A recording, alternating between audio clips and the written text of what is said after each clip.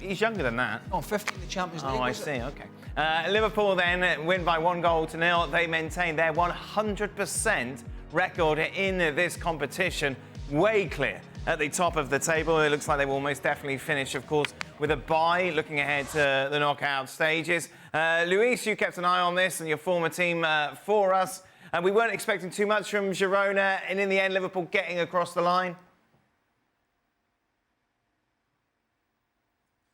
Yes, I think that Girona is a very specific and special team. I think that is a very well-worked team, very well drilled. I think that Mitchell has found once again that rhythm. They know today was a little bit about keeping the things tight. They know that they cannot leave much space to this Liverpool because they know that they can exploit the wide areas and the runs from Salah or Luis Diaz or Nunes can hurt them very well. But that low block, it wasn't just to stay there and sit down. They were cruising and making good transitions in counterattacks a couple of times in the first 45. And when they have the ball, it's a team that is comfortable with it. They can keep it, they can manage it, and they can be a threat when they are right in the last third. What is the problem with this Girona and the Girona that we saw last year and the one who were kind of hoping to why not win La Liga, but in the end just managed to get into the top four? Is the difference between the talent that they have last year in the last year and the one that they have on this year. Let's not forget this team was take away 5-6 players from the 11 starters, and some of them they were probably one of the most important: Dobic, Savinho, Jan Couto, Aleix Garcia, Eric Garcia. So we are talking about the starters and the ones that make the definition, have the end product last year.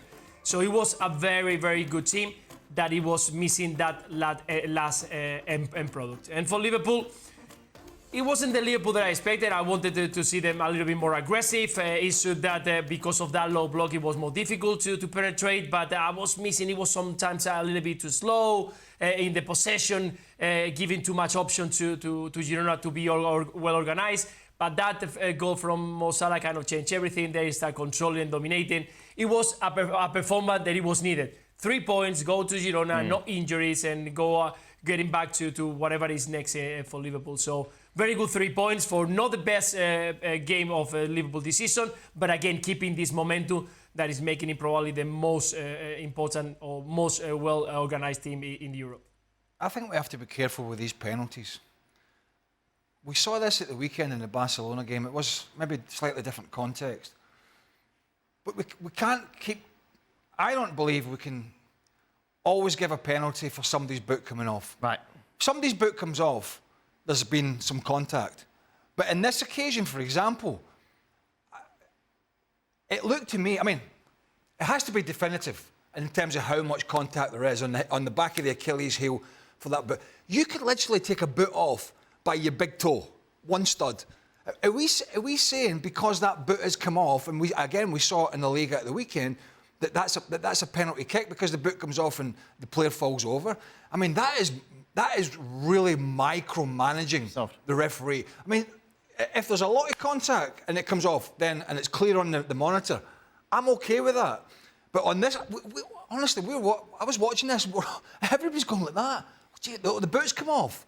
Oh, and it was literally Donny van de Beek's, probably his last stud or his cleat. I mean, are we giving penalties for that now every time? I mean, that's a dangerous ground to go on. Just one more thing on this game, Luis. You've been a staunch defender of Darwin Núñez. Yet again, he's drawing blank in a game where he's got the opportunity to shine. Yes, I think it's the story with Darwin Núñez. We all agree about his work rate. He's fantastic. The runs, he's making... he's helping the team on some matter because he's always trying to push the opponent, to be there.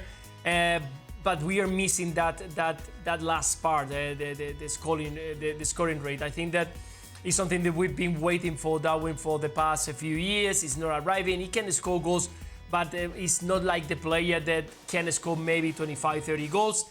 Something is missing right there. We're still waiting. I think that is still the capacity to score more goals when he managed to keep the composure once he's into the box. But it's true that he's gotten the chances. Every single game he's got 1, 2, 3 chances. and he's missing that last part. So that we have to wait and see, because right now I think he's the right player. Gakpo has been winning more and more options without Jota being involved. But today, not many clear chances. But I think that again, he's missing that a little bit of composure in the last moment. This kind of game, I don't think, against a team like Girona doesn't suit Darwin Núñez. Is this game more on? What game does? Well, a game where a team are playing a higher line and there's more space to run into. Girona were literally camped in the edge of the box well, I saw most of the second half. For the parts I saw of the second half, Virgil van Dijk was playing 30 to 40 yards outside the goal line of Girona's. That's how high he was up, and he was the last man. So that kind of, really very tight, no space, kind of tippy-tappy, you're looking for these little passes. That's not what Darwin Núñez is about. Darwin Núñez is about, chasing down, running in the channels. There just wasn't that space. And when teams play like that, and a lot of them will against Liverpool, I don't think we'll see Darwin Núñez in the side, because, as I said, that there isn't that space for him to make those runs.